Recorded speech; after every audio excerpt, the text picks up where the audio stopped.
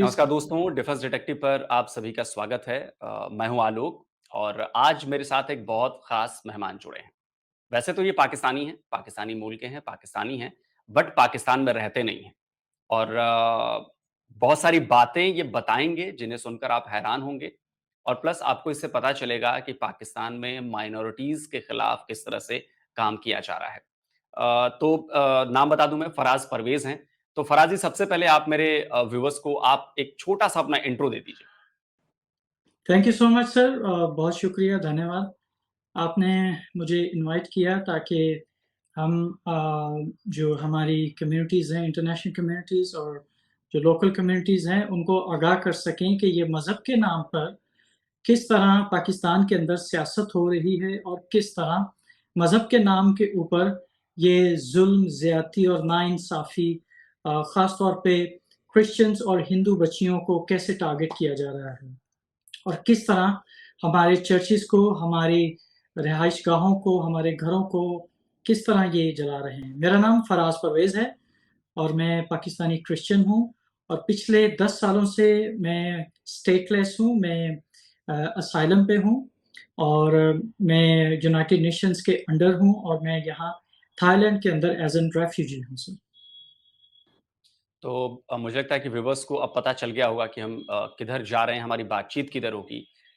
सबसे पहले तो मैं फराज़ जी ये जानना चाहूँगा कि आखिर आपको स्टेटलेस क्यों होना पड़ा? क्योंकि मैंने एक वीडियो देखा है, आप ही की प्रोफ़ाइल पर देखा, बेसिकली आपकी प्रोफ़ाइल पर नहीं देखा, मैंने कहीं और वीडियो देखा, उसमें आपका नाम था। फराज परवेज जिसने गुस्ताखी की थी, वो फराज परवेज जिसके सर पर 1 करोड़ रुपए का इनाम रखा गया था, वो आज 8 तारीख को जुम्मतुल मुबारक का दिन है, वो बैंकॉक में छुपा हुआ है। गाजियान इस्लाम उनके पीछे लगे हुए हैं। इंशाअल्लाह अनकरीब उनको मौत के घाट उतार देंगे और बहुत जल्द हमें खबर मिलेगी इंशाअल्लाह। और उसके बाद कोई ईसाई या कोई यहूदी गुस्ताखी करने का सोच भी नहीं सकेगा। तो इंशाअल्लाह उनके पीछे गाजियान इस्लाम लगे हुए हैं। बहुत जल्द ही हमें उनकी खबर मिल जाएगी और उसके बाद कोई भी गुस्ताखी करने का सोचेगा भी नहीं। ऐसा क्यों एक जो मौलाना है, वो क्यों ऐसा कह रहे हैं? वो क्यों इनाम रखा है आपके सर पर? तो उसके बारे में थोड़ी-सी जानकारी आप मुझे दें, जिससे दर्शकों को क्लैरिटी हो सके कि हम ये बातचीत क्यों कर रहे हैं। सर असल में हुआ ये था कि सन 2021 के अंदर 2011 के अंदर हमें एक जमात जो कि मैनिपुलेट कर रही थी, जिसका हमें इल्म ना हो सका। वो हमें ये चाहते थे कि हम हाफ़िज़ मोहम्मद सईद को पीस अवार्ड शो एक इनेकाद करें और हाफ़िज़ मोहम्मद सईद को जो कि टेररिस्ट है मुंबई टेररिस्ट जो अटैक हुए उसका मास्टरमाइंड है, वो ये चाहते थे कि हम उसको पीस अवार्ड दें। जब हमें उनके इस नीयत का इल्म हुआ तो हमने साफ इनकार कर दिया कि हम ऐसे दहशतगर्द को जो इंसानियत का कातिल है, जो दहशतगर्दी करते हैं, जो जिहाद करते हैं, रसूल अल्लाह के नाम पे, अल्लाह के नाम पे, जो इंसानियत के कातिल हैं, हम उनको ये लेगेसी नहीं दे सकते कि हम उसको क्रिश्चियन कम्युनिटी उसको पीस अवार्ड दे। यहाँ से सिलसिला शुरू होता है हमारे साथ ये मज़हबी नफ़रत, इंतहा पसंदी और वो तमाम नफ़रत जो हमने मज़हब के नाम पर झेली इन मुसलमानों के हाथों पाकिस्तान में, जिसकी वजह से हमें अपना मुल्क छोड़ना पड़ा, अपना घर-बार छोड़ना पड़ा और फिर 2013 के अंदर जोसेफ कॉलोनी का वाक़या हो जाता है। जब जोसेफ कॉलोनी का वाक़या होता है तो आई वाज़ देयर पर्सनली और मैं मतलब कुछ भी नहीं थे कर पा रहे, सिर्फ़ इतना था कि फायर ब्रिगेड वो भी तब आई, मैं फ़ोन कर रहा था फायर ब्रिगेड को, वो भी तब आई जब सब कुछ जल के राख हो गया।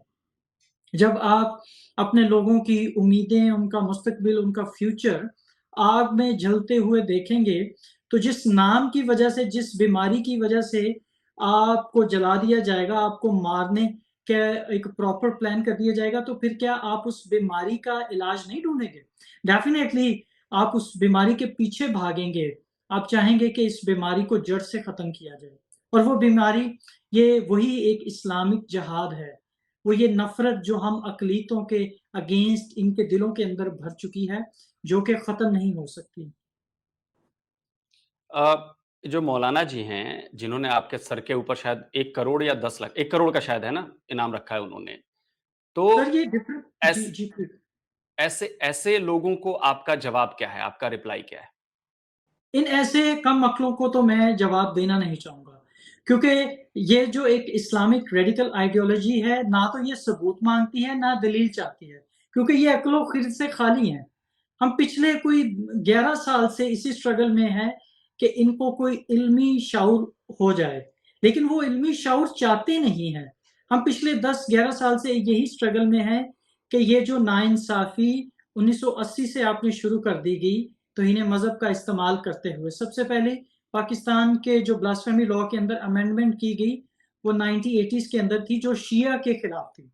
उसके बाद जो बगैर सदारती सिग्नेचर्स के 1986 के अंदर, जो कि जुलाई 8, 9 और 10 के को ये 3 दिन ये एक पाकिस्तान की नेशनल कौमी असेंबली के अंदर एक एक ये एक ऐसी इंसानियत सोज़ नाइंसाफ़ी अक़लियतों के अगेंस्ट की गई कि बगैर सदारती प्रेसिडेंशियल साइंस के बगैर उस कानून को दस्तूर पाकिस्तान का हिस्सा बना दिया गया, कॉन्स्टिट्यूशन ऑफ पाकिस्तान का ब्लास्फेमी लॉ को, जिसको इस्तेमाल करते हुए ये हम क्रिश्चियंस को टारगेट करते हैं और दीगर रिलीजियस माइनॉरिटीज़ को।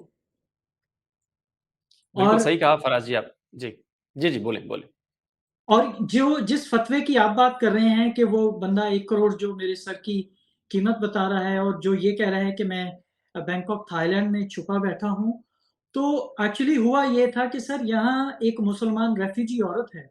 उसने मेरी लोकेशन डिस्क्लोज़ की हुई है और उसने वो जो वीडियो है पूरी दुनिया के अंदर व्हाट्सएप ग्रुप्स के अंदर, सोशल मीडिया अकाउंट्स के ऊपर वो वीडियो इन्होंने शेयर की हुई है, ताकि जो रेडिकल इस्लामिक आइडियोलॉजी वाले लोग हैं, वो ताकि यहाँ आएँ मेरा ताक़्क़ुब करते हुए, मुझे चेज़िंग करते हुए और मुझे टर्मिनेट कर दें।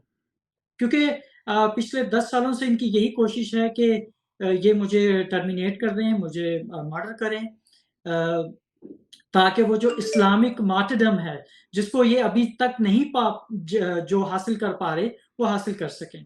तो ये सिर्फ़ 1 करोड़ कीमत नहीं है, ये तमाम जितनी पाकिस्तान की रेडिकल ऑर्गनाइज़ेशंस हैं, टेररिस्ट ऑर्गनाइज़ेशन उसमें तहरीक लब्बैक है। उन्होंने सबसे पहले 10 करोड़ मेरे सर की 1 करोड़ मेरे सर की कीमत रखी। जमात उल दावा है जिसके कर्ता-धर्ता हाफ़िज़ मोहम्मद सईद जो दहशतगर्द हैं, उन्होंने मेरी सर की कीमत रख दी है। जमात अहले सुन्नत ने 1 करोड़ रखी हुई है। एक और मौलाना है लाहौर से, उन्होंने 2 करोड़ रखी हुई है। एक ये जो जिस मौलाना की आपने देखी काशिफ़ मोहम्मद काशिफ़ जो खुद को बता रहा है, इसने 1 करोड़ रखी हुई है। फिर एक और जमात अहले सुन्नत के मौलाना है, उन्होंने 1 करोड़ रखी हुई, 4 सद्दा में से उन्होंने 1 करोड़ रखी हुई है। तो ये करते-करते कोई almost $400,000 my had bounty until now अभी तक इस लम्हे जब मैं आपसे बात कर रहा हूँ। आपको डर नहीं लगता? देखिए सर, अगर मैं डर के बैठ जाऊँगा, तो क्या इनकी सोच बदल जाएगी, वो मुझे कत्ल नहीं करेंगे?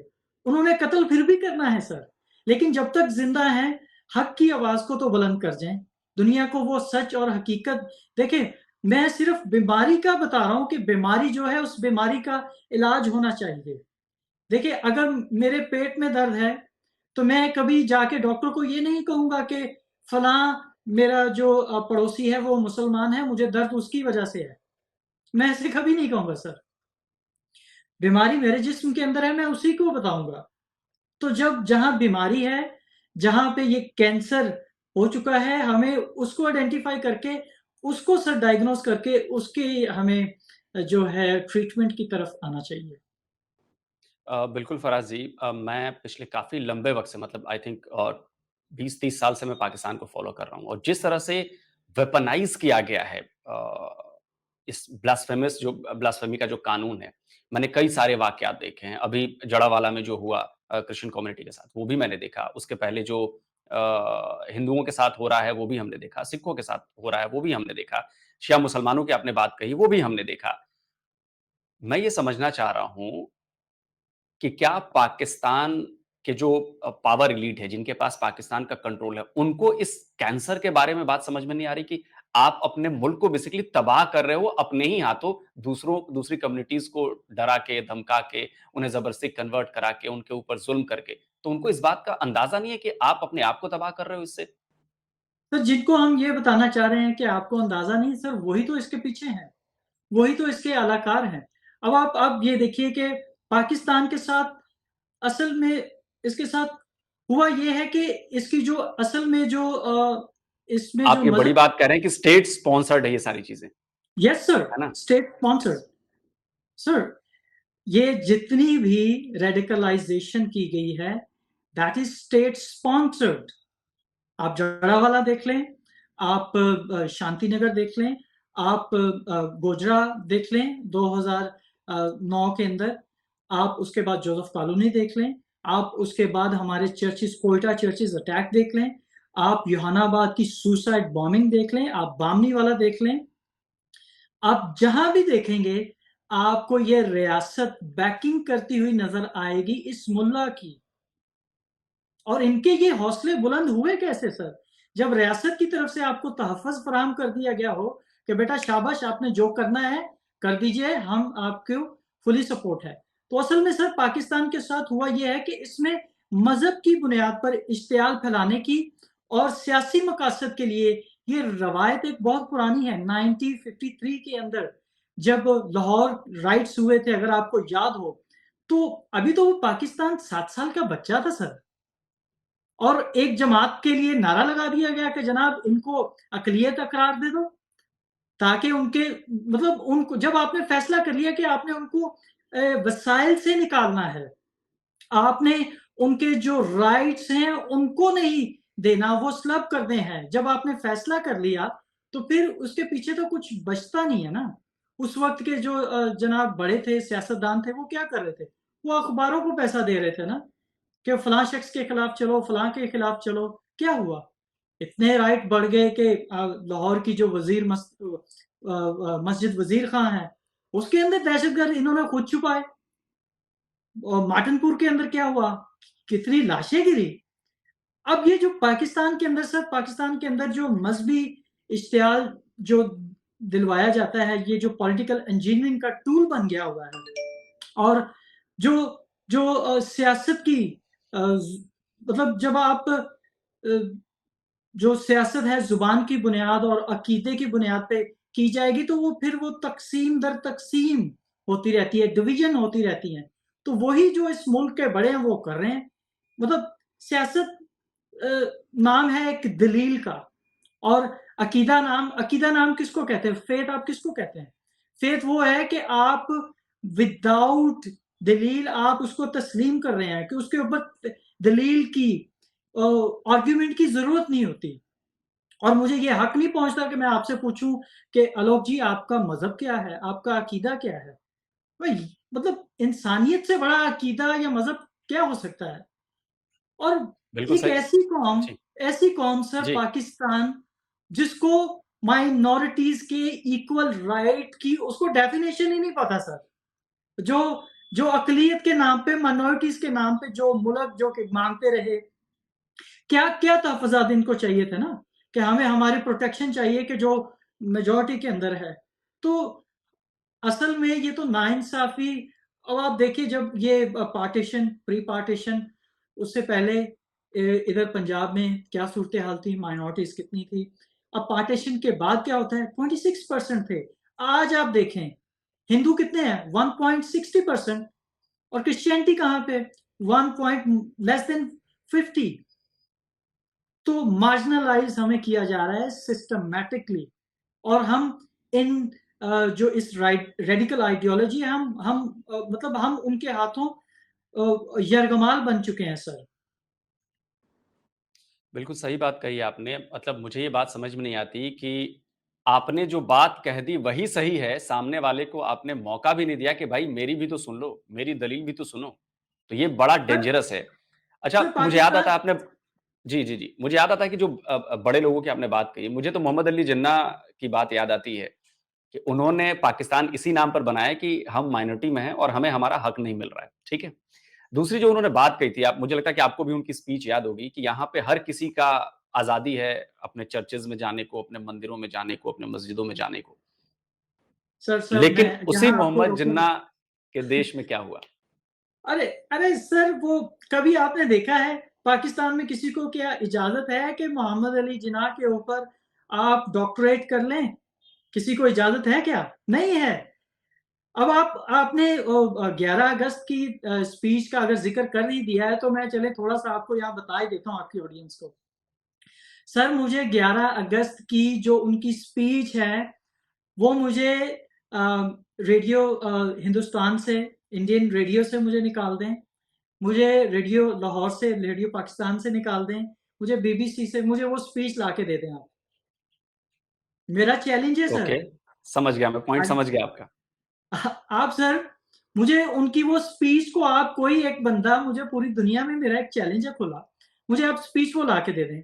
मुझे मोहम्मद अली जिन्ना का एक आर्टिकल ला के दे दें जिसमें उन्होंने ये कहा होगा कि ये मुल्क बनने जा रहा है, इसके अंदर ये मैकेनिज्म होगा, ये सिस्टम होगा, हम माइनॉरिटीज को ऐसे रखेंगे। इनको तो कुछ इल्म नहीं था। मोहम्मद अली जिन्ना का भी ही वाज मर्डर्ड, उसको मर्डर किया गया था सर।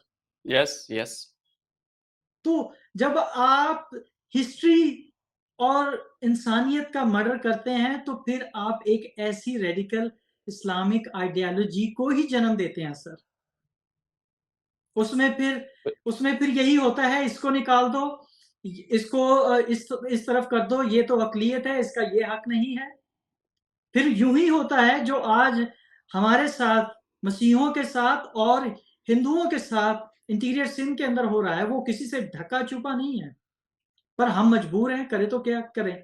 हमारे अंदर वो रेडिकल आइडियोलॉजी नहीं है, हम हथियार नहीं उठा सकते।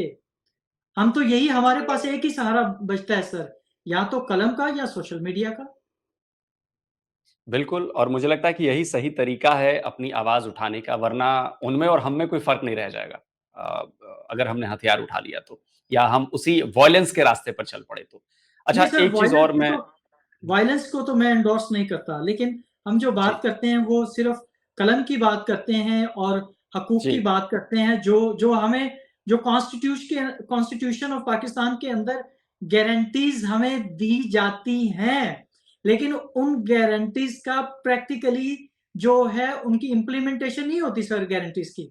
वो जस्ट जैसे वो कॉन्स्टिट्यूशन को कहा था ना कि परवेज मुशर्रफ ने, डिक्टेटर ने, कि this is the constitution of Pakistan just piece of paper. तो इसी तरह हमारे लिए भी वो कॉन्स्टिट्यूशन, दस्तूर जो है पीस ऑफ पेपर है, उसमें हमें गारंटीज जो है हमारी होनी चाहिए वो हमें दी नहीं जा रही।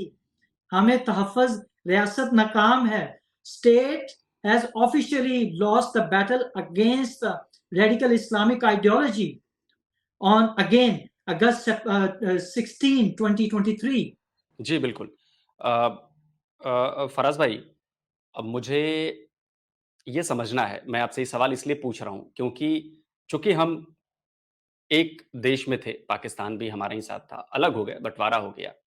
जब हम राइट्स की बात करते हैं, तो हमेशा ये पाकिस्तान की तरफ से एलिगेशंस लगाए जाते हैं कि भारत में माइनॉरिटीज़ के पास राइट्स नहीं है। भारत में माइनॉरिटीज़ को अ, परेशान किया जाता है, ख़ासकर मुसलमानों की बात की जाती है। आप थर्ड पर्सन मैं कहूँ अब तो, कि आप पाकिस्तानी हैं, लेकिन आप पाकिस्तान में नहीं हैं, अपने घर में नहीं हैं, अपनी ज़मीन पर नहीं हैं। मैं आपसे पूछता हूँ, क्या आप ये फ़ील करते हैं कि जो राइट्स पाकिस्तान में माइनॉरिटीज़ को मिलते हैं और जो राइट्स भारत में माइनॉरिटीज़ को मिलते हैं, क्या वो एक जैसे हैं? नहीं सर, वो तो ज़मीन आसमान का फ़र्क है। मेरी तो बड़ी ख्वाहिश है कि हिंदुस्तान बड़ी प्यारी जगह है, मैं तो उसको देखना चाहता हूँ। मेरे दिल में बड़ी एक ख्वाहिश है कि मैं देखना चाहता हूँ। अगर इसी बात को हम करेंगे तो मैं अपने घर से नज़र हटा के मैं दूसरों की तरफ अपनी नज़र और उँगली उठाना शुरू कर दूँ, तो इसमें मतलब मैं किसी वायलेंस को या को जो माइनॉरिटीज़ के राइट्स हैं, मैं उसको ये नहीं कह रहा कि जो उनके अगेंस्ट होता है मैं उसको एंडोर्स कर रहा हूँ, कि जो मतलब नुकसान अ, खुद को हम भुगत रहे हैं, मैं उठूँ और जनाब जला के दूसरों की तरफ उँगलियाँ उठाना शुरू कर दूँ, देखो भाई इधर क्या हो रहा है। और मैं अपने जिस्म, जो मेरा पूरा जिस्म एक लहू-लुहान है, छल्ली है, मैं उसकी तरफ निशानदेही ना करूँ, मैं उसका इलाज ना करूँ, तो मुझसे बड़ा तो बेवकूफ़ कोई नहीं होगा। इनजस्टिस बेशक हिंदुस्तान में हो या पाकिस्तान में, इनजस्टिस मीन्स इनजस्टिस। नाइंसाफ़ी का मतलब नाइंसाफ़ी होता है, चाहे वो हिंदुस्तान में हो या पाकिस्तान में। लेकिन और वो किसी के साथ हो, वो किसी के साथ हो। सर नो एनीवन सर, सबसे पहले मैं अर्ज कर चुका हूं सर आलोक जी के इंसानियत से बड़ा मजहब कोई नहीं। तो सबसे पहले तो इंसानियत को देखना है। मेरा अकीदा, मेरी इबादत वो बात की बातें हैं। इंसानियत से बड़ा कोई अकीदा नहीं है सर। तो मतलब मैं हिंदुस्तान की तरफ चल उठूं कि जनाब वो क्या हो रहा है जी, फलां क्या हो रहा है, तो मतलब वो मैं अपने मुल्क से, हमारे मुल्क के जो आईजी साहब हैं, इन्होंने तो एक तवज्जो हटाने के लिए वो स्पेसिफिक पार्टी, वो जो दहशतगर्द तंजीम है तहरीक लब्बैक और जमात अहले सुन्नत, उनसे नजर हटाने के लिए उन्होंने मैनिपुलेट किया। पहले आते ही उन्होंने रॉ की तरफ इशारा दे दिया कि जनाब इंडियन इंटेलिजेंस जो एजेंसी है वो इन्वॉल्व है। अब जब यहाँ पे सबूत, अब जाहिर है आपको सबूत हमें चाहिए ना, आप सबूत दो, दलील लाओ, फिर हम कन्विंस होंगे। जब बात उनके हाथ से यहाँ समझ नहीं आई कि सबूत तो मिल नहीं पा रहे भाई, उन्होंने क्या किया, उन्होंने बोला यार ये तो क्रिश्चियन खुद ही ऐसा करते हैं वीजा लेने के लिए। अब मुझे ये बताएं कि कौन क्रिश्चियन चाहेगा भाई कि अपना घर खुद जला दे, और कौन सी ऐसी एम्बेसी है, हमें भी दिखा दो, जो पाकिस्तानी क्रिश्चियंस को मजहब के नाम के ऊपर हमें वीजे देती हो। कोई नहीं देते। नहीं देते। अच्छा, एक चीज़ और पूछना चाहूँगा मैं, ये ब्लास्फेमी क्या सिर्फ़ एक ख़ास मज़हब के लिए है? बाकी दूसरे मज़हबों की, दूसरे धर्मों के आप चर्चेज़ या मंदिर या बाइबल या गीता या इनको इनको आप इनकी आप इंसल्ट करते हो, तो क्या आपके ऊपर ब्लास्फेमी का आरोप नहीं लगेगा? सर एक्चुअली इनके लिए यहाँ पे दो कानून हैं। हम मसीहों के लिए और हिंदू के लिए और दीगर रिलीजियस माइनॉरिटीज के लिए, जैसे अहमदिया हैं, एक लहदा से हमारे लिए एक कानून मुतारफ करवा दिया गया है। अगर आप हिंदूज को देखेंगे तो वो एक सिस्टमेटिक एक और जेनोसाइड है। मतलब वो क्या होता है, इंटीरियर सिंध के अंदर हमारी हिंदू बच्चियों को उठाया जाता है कम उम्र, मतलब जो 6 साल से ऊपर जाती हैं हमारी बच्चियां, इवन के शादीशुदा हमारी औरतों को भी उठाया जाता है। वो सिस्टमैटिक तरीके से मियाँ मिट्ठू को इस्तेमाल करते हुए सिंध के अंदर वो बड़वा क्या करता है, वो पैसा लेता है बुड्ढे बुड्ढे लोगों से और जवां हिंदू बच्चियों को पकड़ता है, उनको बंदूक के जोर पे उनको बोला है यहाँ पे साइन करो और रसूल अल्लाह का कलमा पढ़ो, तुम्हारे खानदान को मार दूंगा। अब बेचारी अपना खानदान बचाएं या खुद को बताए, बोला कि मैं कुर्बानी दे दूंगी, मैं कुर्बानी दे देती हूँ, पर ये देखो रहम करो मेरे बहन भाइयों को, मेरे माँ बाप को, बच्चों को छोड़ दो। तो जब आप यरगमाल बना लेते हैं, जब आप हमें अबडक्शन में आपकी होते हैं, तो फिर हम मजबूरन क्या करें, अपने बहन भाइयों का तहफ़्फ़ुज़ देखें, अपने माँ बाप का तहफ़्फ़ुज़ देखें, अपने बच्चों का तहफ़्फ़ुज़ देखें, को बोले यार मुझे कुर्बान होना है लेकिन मुझे अपने खानदान को तो बचा लो। अब यही तरीका, अब मैं थोड़ा सा पहले आपको बताना चाहूंगा, फिर मैं आपके सवाल की तरफ आता हूँ। ये स्पेसिफिकली जो कानून है, ये हम मसीहों के खिलाफ ही इस्तेमाल हो रहा है, और इसको इस्तेमाल करने के लिए ये टोटली ये जो ब्लास्फेमी ब्रिगेड्स हैं, Islamic blasphemy brigades, they are fully supported by the state, और इनको शाबाश दी जाती है। थोड़ा सा मैं आपको बताऊं कि ये वाकया कैसे हुआ, और फिर ये लोगों ने, अगर उनको सजाएं मिलती तो आज ये अगस्त 16 सन 2023 ना होता, जड़ावाला इंसिडेंट ना होता सर। होता ये है सर कि मिशाल खान आपके सामने, मिशाल खान साहब को मजहब के नाम पे, रसूल अल्लाह के नाम पे झूठा इल्जाम लगा के उनकी इंसानियत की तौहीन की गई, उनको एक्स्ट्रा जुडिशियल किलिंग की गई, उनको मार दिया गया।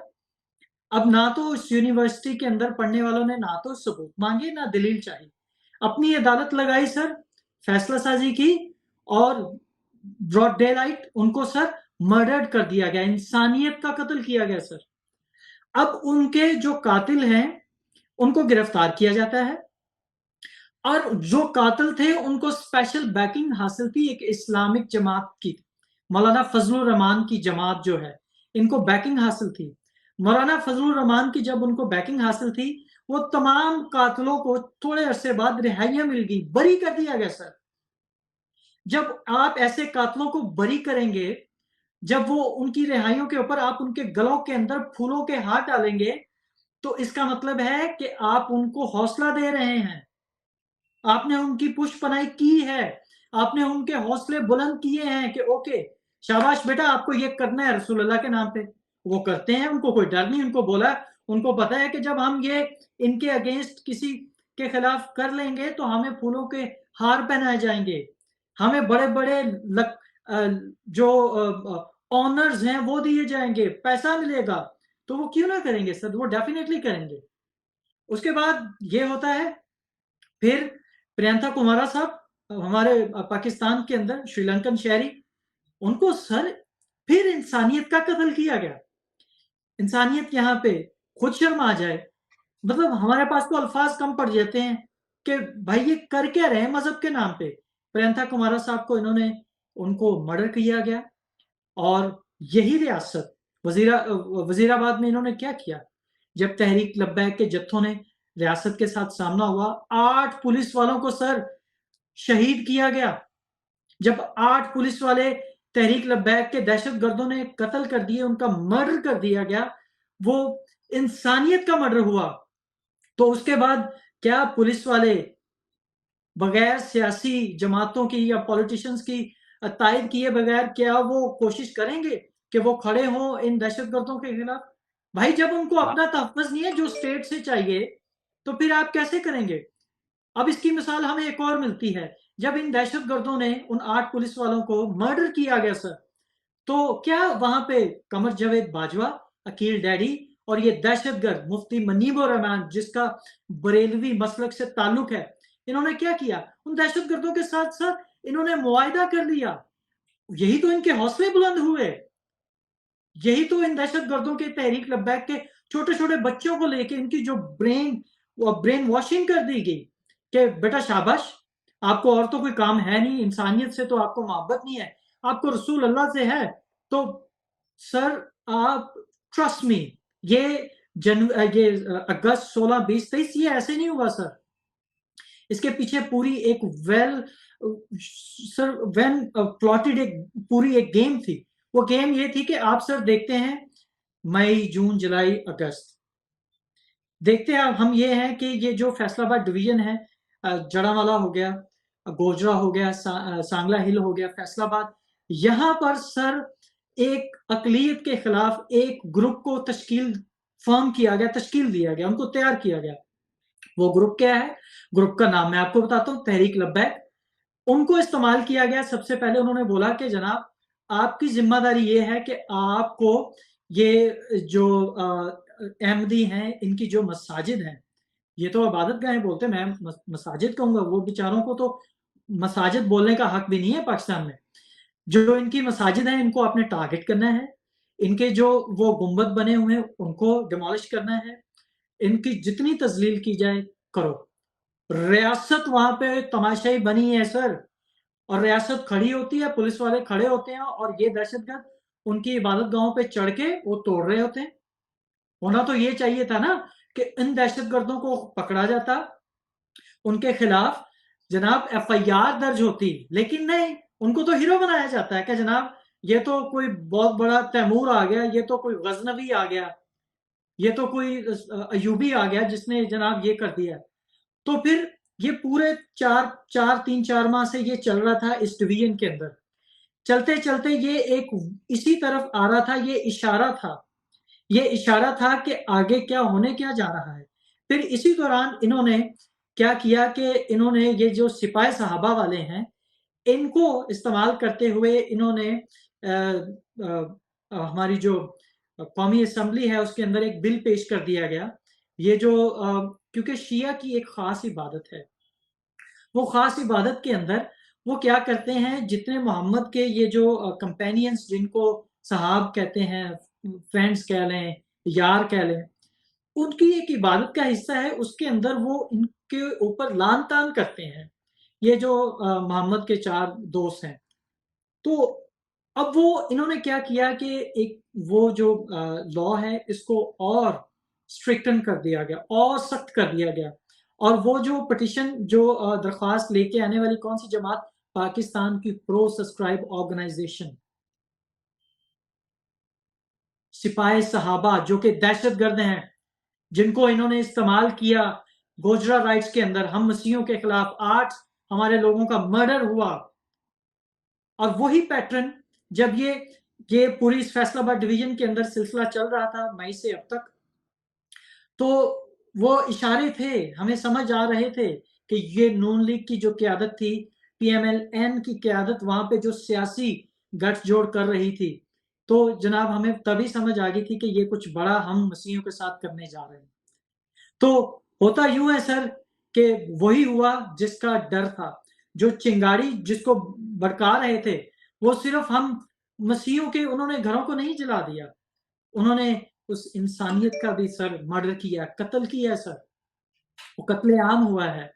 और माशरे का जो आपने रद्द-ए-अमल देखा, इसको सामने आता है, ये जो जड़ावाला में हुआ, ये जो सामने आया आपके और मेरे सामने आया, इसके गहरे जो है इल्मी, फ़िक्री पहलू होते हैं।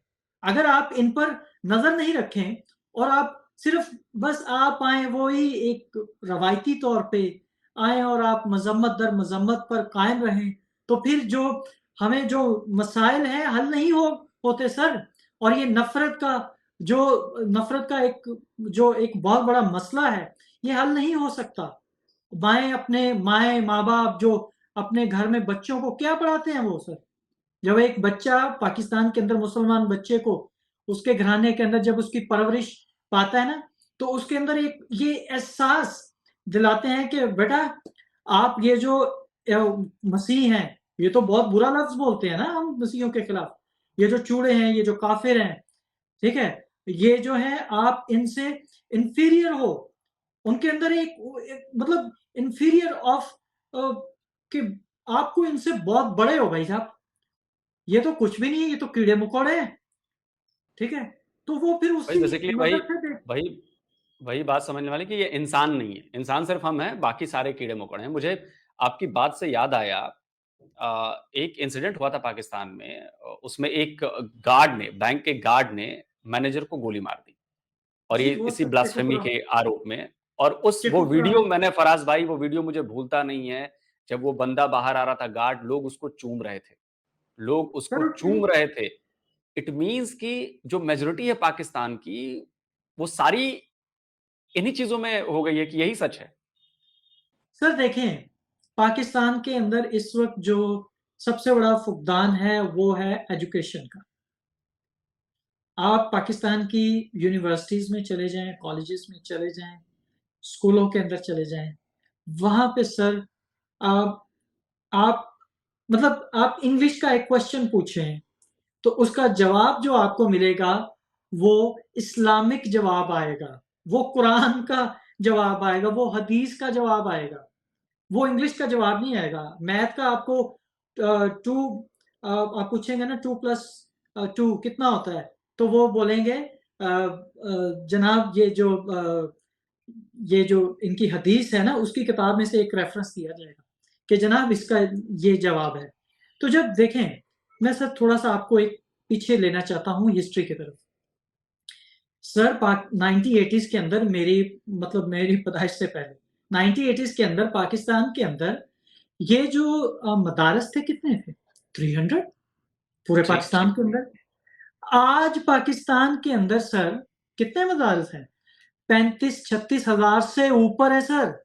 ये तो 35-36 हज़ार वो हैं जो कि रजिस्टर्ड हैं और रजिस्टर्ड नॉन जी। रजिस्टर्ड कितने होंगे? और ये वो तमाम मज़हबी मदारिस हैं जिनके अंदर सेक्टेरियन वायलेंस सिखाया जाता है, देवबंद मदारिस के अंदर। अब यही वो लोग बनते हैं सुसाइड बॉम्बर्स। अब यही वो लोग हैं जिनको अफ़गानिस्तान भेजा जाता है। यही वो लोग हैं जिनको पूरे पाकिस्तान के अंदर दहशतगर्दी में इस्तेमाल किया जाता है। यही वो बरेलवी मसालक के लोग हैं जिनको ख़ास तौर पे इसी बात के लिए तैयार किया गया है कि आपने रसूलुल्लाह की हुर्मत के लिए आपने खड़े होना है। और पाकिस्तान के जो उलमा है, वो हथियार फेंकने को तैयार ही नहीं। वो तो बस वो तो बस यही कहते हैं कि मतलब जो इस्लाम के झूठे अफ़साने और ऐसी-ऐसी मतलब अपनी इनकी सर जो इनकी अपनी मजालिस होती है ना, वो जो जुमे के खुतबे होते हैं, सर उनमें ये दहशतगर्दों को इस तरह से ग्लोरीफाई करते हैं, मैं आपको एक मिसाल देना चाहूँगा। वो ये कहते हैं कि जब ये जो गाज़ी हैं जिनको ये कहते हैं, मैं 2-3 आपको नाम पहले बता देता हूँ।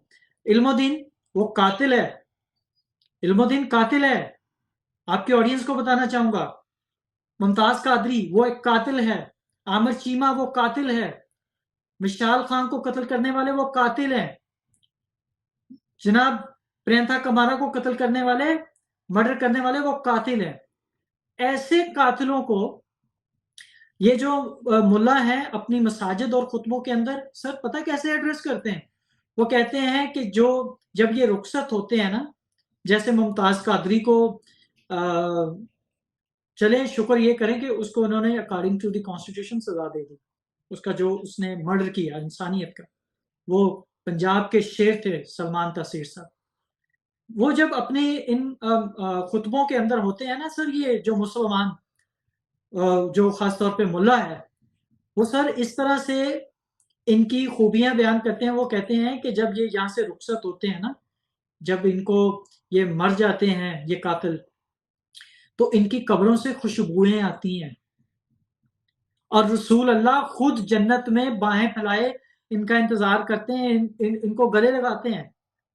तो जब सर ऐसी आप एक रेडिकल इस्लामिक आइडियोलॉजी को आप बच्चों, छोटे-छोटे बच्चों के अंदर आप उनको सर वेपनाइज़ कर देंगे, तो वो फिर बच्चे क्या करेंगे? फिर जड़ावाला ही होता है सर। तो क्या फिर फराज शांति भाई, नगर जो इंटरनेशनल इंटरनेशनल बॉडीज हैं, जो हम कहें कि जो ह्यूमन राइट्स कमीशंस हैं या जो ऐसी बॉडीज हैं, क्या उनकी तरफ से कोई एक्शन नहीं हो रहा? क्या उनकी तरफ से कोई आवाज नहीं उठाई जा रही?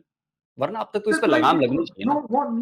No one asking demanding Pakistan to accountable perpetrators. कोई भी सर आज तक किसी ने नहीं कहा, किसी बड़े फर्म ने पाकिस्तान को ये नहीं कहा कि ये जो दहशतगर्द हैं, जिन्होंने रसूलुल्लाह के नाम पर झूठे तौहीन मजहब के इल्जामात लगा के इंसानियत का मर्डर किया, इनको भाई पकड़ो और इनको अदालतों में लेके आओ।